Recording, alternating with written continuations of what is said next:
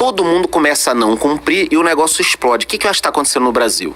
Aí o Brasil vai explodir, cara. No próprio governo cria um ambiente de explosão de gasto. Mas se o juro lá vai para 5,75, seria o apocalipse financeiro. A cobra vai fumar. Então, esse é um cenário preocupante do... Vamos taxar aqui os fundos offshore. Agora é só combinar com eles para comprar tudo do Brasil. É de 30 bi. Aí você fala, cara, como assim 30 bi? Não. Pô, se a gente taxar todo mundo, se os fundos aumentarem, se eles continuarem crescendo na velocidade antes... Tá, mas eles vão continuar crescendo se você tá taxando... Ah, porra, cara, você também é pessimista pra caralho. Tá torcendo contra, porra, cara. Por isso que não dá certo. Aí você fala, tá bom, deixa. Só que por alguns meses... Você vê todo mundo se comportando como se a coisa fosse dar certo. E aí parece que você é o pessimista. Aí você tem que até, às vezes, se recolher um pouco, dar alguns toques, esperar aquilo acontecer. Porque senão você... O tempo é o senhor da razão, né, cara? Deixa o tempo que vai mostrar. A palavra usada, né, nessa live, né, do Stuberger e o Golder foi complacência, né? O Golder até falou, o mercado... Do mercado. O mercado está complacente, né? E acho que teve um susto agora nessa semana, mas acho que a geopolítica, juro lá fora, a inflação também teve um papel importante. Eu acho que ainda há essa complacência. E aí, falando do fiscal... Desde o ano passado, quando o arcabouço foi apresentado, eu lembro como se fosse hoje, eu assisti a coletiva ao vivo. Cara, eles prepararam um PowerPoint às pressas, na véspera da apresentação, um PowerPoint tosco, e aí colocaram lá... Só que ali é o fiscal do Brasil, né? E aí colocaram, eu até coloquei num vídeo recente, o slide com as bandas das metas fiscais. Ano passado seria 23, seria... meta 0, aí para esse ano seria 0,5%, ano que vem 0,75%, e tudo foi revisando para baixo. Ano passado fechou com mais de 1% de déficit primário. Até o meio do ano passado falavam em 0 esse ano já. Falavam em 0 esse ano. Então não param de revisar e piorar a meta. Só que isso já era previsível. E aí você é taxado de pessimista, tá torcendo contra, mas, cara, o arcabouço, a regra fiscal, permite um crescimento real de despesa, esse era o piso, 0,6%, sendo que a receita não está sob controle do governo. Essa ideia é realmente uma visão estática da economia. Não, só ajusta aqui a alíquota. Isso. Se hoje eu arrecado tanto, se eu mudar a alíquota, eu vou arrecadar mais. Tem X sites de aposta. Se você taxar todo mundo, vai dar tanto. Não, mas peraí, cara. Porra, sabe? Não é assim, Mas tá lá. Vai ter mais sites. Então eles contam com uma receita que não tá sob o controle deles. E a receita que poderia estar sob o controle deles, por exemplo, dividendos das estatais, pô. Deixa a estatal gerar dinheiro, ajuda o fiscal pra caramba. Mas não, a estatal é socialmente estratégica. Aí, projetos de concessão, privatização, que poderia também ajudar no fiscal, arrecada, não, isso a gente vai abrir mão. Então o cara quer gastar mais, abre mão do que ele poderia arrecadar de fato, aí fica contando com receitas incertas e querendo subir imposto que vai prejudicar ainda mais a atividade econômica. Então, você desacelera a economia. Com outro agravante, né? Hoje de manhã, quando eu tava vendo ali essas propostas novas, por exemplo, desses 40 bi extra de gasto... Para esse ano.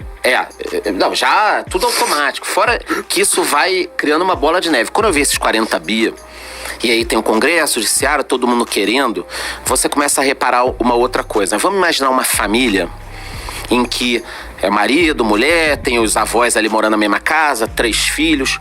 Quando todo mundo se dispõe a economizar o dinheiro... Então, assim, todo mundo está disposto a economizar o dinheiro. Só se fala nisso, vamos economizar para a vida melhorar. A gente vai passar um ano duro aqui, mas o próximo vai ser bom. Quando todo mundo está disposto, a coisa... Você consegue que tomem consciência, cada um economiza um pouquinho, você toma um banho com um pouco menos de tempo, você vai economizar grana, não vai desperdiçar a luz acesa o tempo inteiro. Então, a casa inteira está colaborando. Agora, se o Urich é o pai da família lá, fala, gente, a situação tá difícil, vamos colaborar? Aí daqui a pouco, as filhas vêm ele chegando com cerveja em casa, aí o avô fica 1 hora no banho com o gás ligado. Troca de carro. Você vê que é troca de carro, você vê 2, 3 pessoas ali que não estão cumprindo. Você fala, cara, isso não é sério. Aí todo mundo começa a não cumprir e o negócio explode. O que eu acho que está acontecendo no Brasil? Senador, deputado, judiciário, tá todo mundo olhando o governo. Qual o comportamento? Bom, ano passado, no início do ano, era um comportamento meio espartano. Precisamos cortar aqui, ali, aumentar a receita, tal, para resolver o déficit. Pô, todo mundo ficou quieto. Viram que o governo tá gastando? Ah, peraí, cara. Se vocês vão gastar, eu também quero a minha parte. E aí todo mundo tá querendo a sua parte. Aí o Brasil vai explodir, cara. Não tem como. Aí o judiciário, que é 40 bi, vai fazer pressão. Daqui a pouco os deputados vão querer não sei o que, vai fazer pressão. Aí vem a eleição, pô, fundão eleitoral tem que reajustar aqui no mínimo na inflação. IPCA, CDI, vai aumentar. Quer dizer, o próprio governo cria um ambiente de explosão de gasto. Porque assim, se o governo tá gastando, eu também quero, cara. Eu quero a minha parte. Né? E o que acaba acontecendo, que é a complacência que o pessoal comentou, de fato, o mercado, por hora, parece estar acreditando que as metas serão cumpridas até algum nível. Só que, pô, a gente estava lá 2 meses atrás, câmbio abaixo de 5, tudo. A gente vem falando, pô, importante dolarizar, é a moeda de reserva mundial, é a unidade de conta, tem que ter ativos no exterior também. Tá vendendo apocalipse. Cara, com tudo que tá sendo dito e feito pelo governo, essas metas fiscais, o espaço para a coisa funcionar e dar certo é muito pequeno. A chance de dar errado é maior. E se dar errado, vai estourar. Dá errado, errado pra caralho. No câmbio, aí a inflação é juro. Então tem que aproveitar esses momentos que o câmbio tá mais acessível, abaixo de 5, para fazer essa dolarização. E realmente o mercado hoje, para mim, ainda tá complacente, cara. Porque com o que está sendo contratado de déficit futuro para a meta do ano que vem, a dívida está aumentando, a Selic não vai para 8.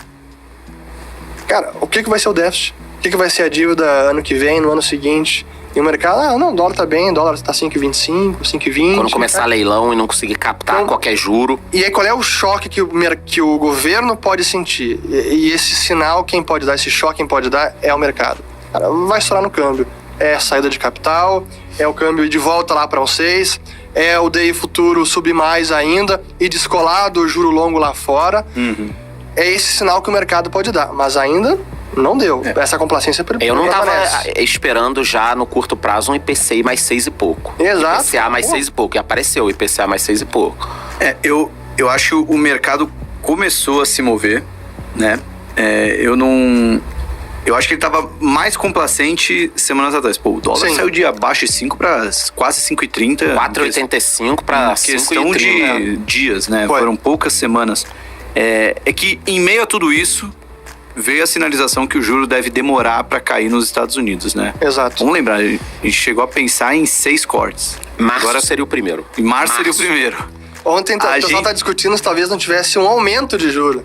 Né? Cara, isso aí... Mas o fato é só de não cair, já são placas tectônicas, né? Ali já dá aquela mexida que de repente sacoleja tudo, né? E aí você pode fazer toda a análise do fiscal, do governo, não sei o quê, mas o nosso juro, como você falou no começo, Charlão, o nosso juro não tem como cair se o juro americano não cair, né?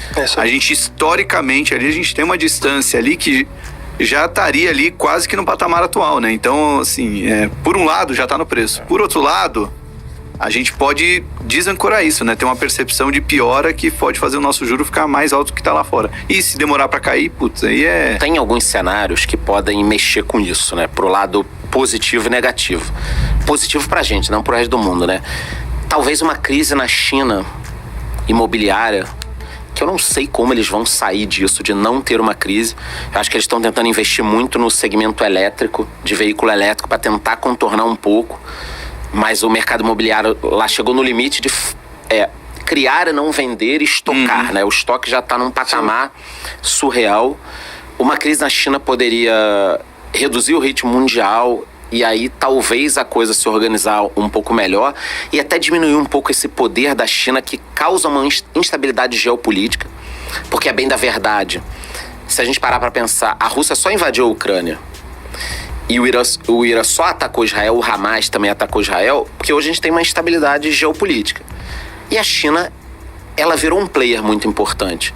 Há 20 anos não era, né? Então uma crise na China poderia diminuir a economia mundial e aí talvez isso comece a gerar de novo e até equilibrar um pouco as peças, né? Por outro lado, o Biden está querendo antecipar medidas do Trump.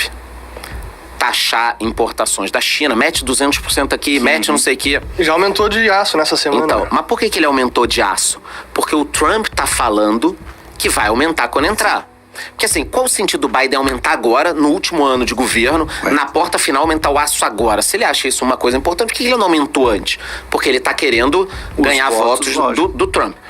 Se ele aumenta isso e se ele estimula a economia americana, cara, se a economia americana tiver mais um estímulozinho, porque você falou, acho que talvez brincando, do Fed subir o juro, né? Não, que ontem estavam falando sobre. Não é o cenário base, mas duas semanas atrás. E se a economia americana aquece? A gente tá nessa vibe nesse hype de inteligência artificial. A economia americana tá saindo um pouco da China, voltando a fabricar lá. Agora tarifas.